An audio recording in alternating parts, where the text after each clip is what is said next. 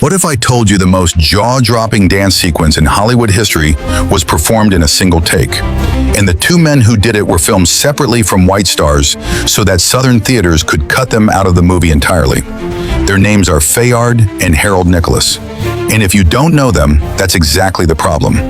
Fayard Nicholas was born in Alabama in 1914. Harold was born in North Carolina in 1921. Their parents were musicians who led the orchestra at a black theater in Philadelphia. By the time Fayard was 10 years old, he had memorized the movements of every great African-American dancer alive. Nobody taught them their style. They invented it. They fused tap dancing, jazz, and classical ballet into something the world had never seen. They called it classical tap. Gravity-defying leaps, airborne splits onto staircases, rising from full splits without using their hands, flipping over rows of chorus girls, dancing on piano keys and leaping over performing musicians mid-routine. In 1932, Fayard was 18 and Harold was just 11 years old when they became the featured act at Harlem's Cotton Club, performing alongside Duke Ellington, Cab Calloway, and Ethel Waters.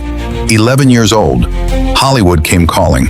Movie mogul Samuel Goldwyn saw them at the Cotton Club and signed them immediately. They appeared in more than 30 Hollywood musicals throughout the 1930s and 1940s. But here is where history gets brutal. According to historical records, racial restrictions at that time prohibited them from having speaking parts or scenes with white co-stars. Studios filmed their performances as standalone sequences, specifically so that Southern theaters, which refused to show black performers on screen alongside white stars, could cut their scenes entirely without disrupting the film. The Nicholas brothers would perform. The audience would go wild.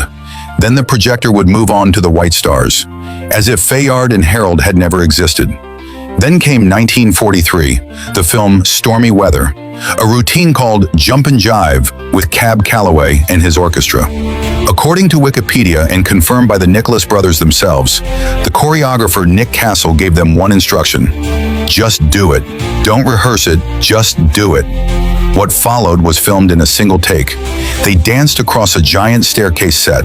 They leaped over musicians. They executed full splits at the bottom of each stair, landing perfectly, then rose without touching the floor with their hands. The synchronization was impossible.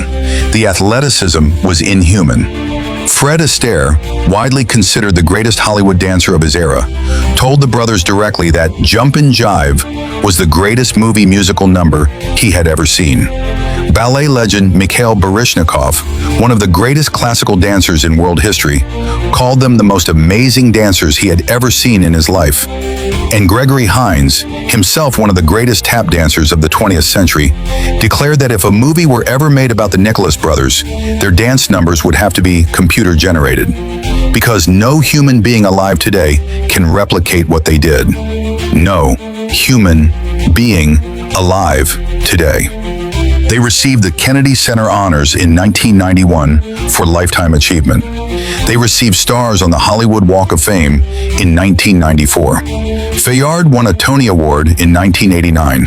But in the 1930s and 1940s, when they were at the peak of their power, performing things no one had ever done on screen, they were being cut from films in America's South. Fayard Nicholas died in 2006 at age 91. Harold Nicholas died in 2000 at age 79. They spent their entire careers proving that black excellence could not be contained, even when the system was specifically designed to erase it. Comment, Nicholas Brothers, if you had never heard these names before today. Share this with someone who thinks they know Hollywood history, because you cannot know Hollywood history without knowing Fayard and Harold Nicholas. Follow Black History Unfiltered. We don't let legends become footnotes.